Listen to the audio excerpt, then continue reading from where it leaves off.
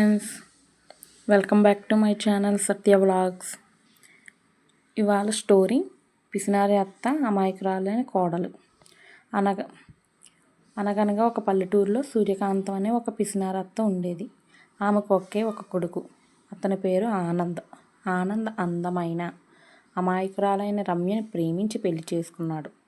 సూర్యకాంతానికి రమ్య అంటే అస్సలు ఇష్టం ఉండేది కాదు.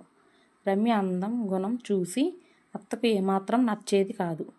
కారణం ఆమె పిసినారితనం. రమ్య కాలు పెట్టినప్పటి నుంచి ఖర్చులు ఎక్కువయ్యాయని ఎప్పుడు రమ్యను తిడుతూ ఉండేది. రమ్య మాత్రం అత్తను చూసి నవ్వుతూ ఆమె మర్యాదిస్తూనే ఉండేది. ఒకరోజు రమ్య పుట్టింటి నుంచి తెచ్చిన బంగారపు గాజులు అత్త సూర్యకాంతానికి నచ్చాయి.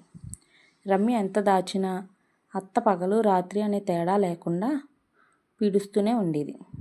ఒకరోజు రమ్యకు తెలియకుండానే గాజులను దొంగలించి ఒక బకెట్లో దాచిపెట్టింది. ఆమె ఒక బకెట్లో దాచిన గాజులు తీయడానికి వెళ్ళింది. అవి అక్కడ లేవు. రమ్య వాటిని తీసేసిందని అనుమానించింది. రమ్య కోపంతో అత్తగారికి గుణపాఠం చెప్పాలనుకుంది. ఆమె గాజులు ఎప్పుడో దాచి ఉంచిన బకెట్ నుంచి తీసి ఒక గుమ్మడికాయలో ఉంచింది. చివరకు రమ్య గుమ్మడికాయల్ని చూపించి దానిలో నుంచి గాజులను బయటికి తీసి అందరికీ చూపించింది. ఆనంద్ తన తల్లిని చూసి సిగ్గుపడ్డాడు. సూర్యకాంతం చేసిన తప్పును తెలుసుకుని రమ్యను క్షమించమని వేడుకుంది. రమ్య తన ప్రతీకారాన్ని పూర్తి చేసింది. అప్పటి నుండి వారు సంతోషంగా జీవించారు.